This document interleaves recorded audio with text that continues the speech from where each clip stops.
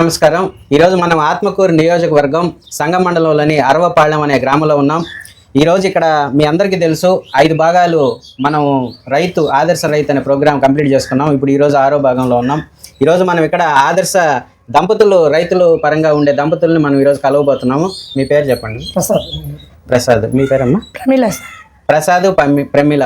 వీళ్ళు ఆదర్శ రైతులుగా ఈరోజు మన గ్రామ పెద్దలు వెంకటరత్నం గారు ఇక్కడ ఉన్నారు అరవపాళ్యంలో. అలాగే ఇక్కడ ఉన్న కార్యకర్తలంతా కూడా ఉన్నారు. వీళ్ళందరూ సెలెక్ట్ ఎందుకు చేశారు అంటే, ఆయన ప్రసాద్ గారు ఇక్కడ వరి పండిస్తా 7 ఎకరాలు లీజుకి తీసుకొని కౌలు రైతుగా చేసుకుంటున్నారు. అట్లాగే ప్రమీల అనే ఆవిడ ఇంట్లో మామూలుగా వంటలకే పరిమితం కాకుండా ఇక్కడ మీరు చూస్తున్నారు పాడి రైతుగా. ఆమె భర్త పంట వేస్తే భార్య పాడి రైతుగా బర్రెలు పెట్టుకొని లోన్ తెచ్చుకొని బర్రెలు పెట్టుకొని ఆ లోన్ సకాలంలో కడుతూ పిల్లల్ని చదివించుకుంటూ, ఇక్కడ మీరు చూస్తున్నారు వాళ్ళ మేనల్లుళ్ళంట. వాళ్ళ పిల్లలు వచ్చేసి 10th చదువుతున్నారు. ఇక్కడ వాళ్ళ అమ్మగారు ఉన్నారనమాట. మంచి పాడి పంట ఉండే రైతు కుటుంబం కాబట్టి వీళ్ళని సెలెక్ట్ చేసాం. ఈరోజు వాళ్ళ గురించి తెలుసుకున్నాం. ప్రసాద్ గారు, మీరు ఎంత పొలం చేస్తున్నారు? వరి 7 ఎకరాలు చేస్తున్నారు. కౌలు రైతా? సొంత పొలం ఏం లేదు. మీ అమ్మగారికి పెన్షన్ వస్తుందా? నాన్నగారికి అంటే నాన్నగారికైనా అమ్మాయినా ఇద్దరు దంపతులకు ఒకరికి వస్తుంది. ఎంత వస్తుందండి? 4,000 ఇస్తారు. అట్లాగే అమ్మా, మీరు పిల్లల్ని చదివించుకుంటున్నారు కాబట్టి వీళ్ళు ఏమవుతారు మీకు? మేనల్లుళ్ళ. ఇప్పుడు తల్లికి వందనం మీ ఇంట్లో చదువుకునే పిల్లకాయలు మీ అబ్బాయికి కానీ మీ మేనల్లుకి కానీ వస్తుందా? వస్తుంది. అందరికీ వస్తుంది. మా అబ్బాయికి వచ్చింది, మా పాపకి రాలేదు, ఇంటర్కి వచ్చింది కాబట్టి కాలేజీకి వెళ్ళి. ఇప్పుడు ఈ పిల్లలకి ఈ అబ్బాయికి వచ్చింది సార్. ఓకే. ఈ అబ్బాయికి ఈసారి ఇస్తారు. తర్వాత వచ్చేసి మనకి స్త్రీ శక్తి కింద బస్సులో మీకు ప్రయాణం ఉచితంగా ఉందా? గ్యాస్ సిలిండర్లు 3 వస్తున్నాయి. వస్తున్నాయి. అట్లాగే ఇంకా మీరు పాడి పంట చేసుకునే రైతులుగా 3 సిలిండర్లు సంవత్సరానికి ఉచితంగా వస్తాయి అన్నమాట. అట్లాగే మీరు రైతు పరంగా మీరు ప్రభుత్వాన్ని కోరుకునేది ఏమన్నా ఉందా? మీకు ఇట్లా ఉంటే బాగుంటుంది అనేసి ఇంకేదన్నా లోన్ బర్రెలకి లోన్ అడుగుదాం అనేసి ఏదన్నా కార్పొరేషన్ కింద బర్రెలకి లోన్ అనేసి మీరు అడగడం జరుగుతుంది.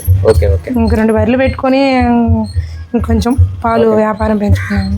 ఓకే. మంచిదమ్మా.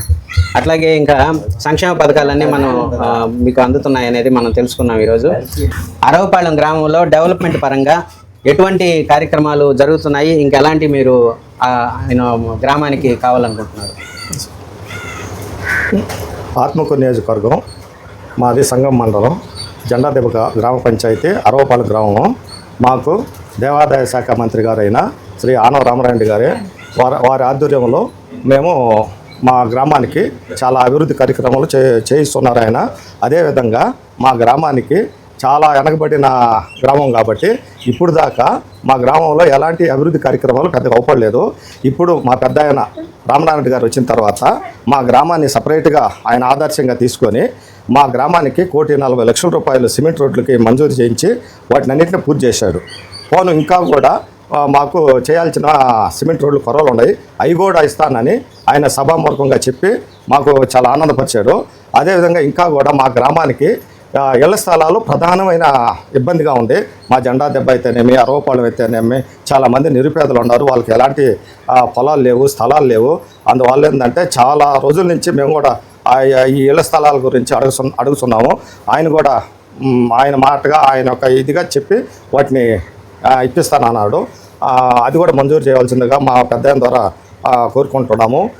ఆయన కూడా ఏంటంటే చేస్తానని చాలా సుముఖంగా మమ్మల్ని అందరిని దగ్గరకు తీసుకొని ఆయన అభిమానాన్ని మా అందరికీ పంచుతున్నాడు. ఈ అవకాశం ఇచ్చిన దానికి మీ అందరికీ మా కృతజ్ఞతలు, ధన్యవాదాలు. ఇప్పుడు మన గ్రామ పెద్దల నుంచి మనం తెలుసుకుంది ఏంటంటే, ఎప్పుడు లేని విధంగా అభివృద్ధి ఈ గ్రామంలో 1,40,00,000 శాంక్షన్ చేసిన దాఖలాలు ఒకే మండలంలో ఒక గ్రామానికి ఎప్పుడూ లేదు. మన మంత్రివర్యులు శ్రీ ఆనం రామనారాయణ రెడ్డి గారు ఈ అరవపాళ్యంకి జెండాదిబ్బ గ్రామానికి కలిపి 1,40,00,000 రూపాయలు సిమెంట్ రోడ్లు శాంక్షన్ చేయడం జరిగింది.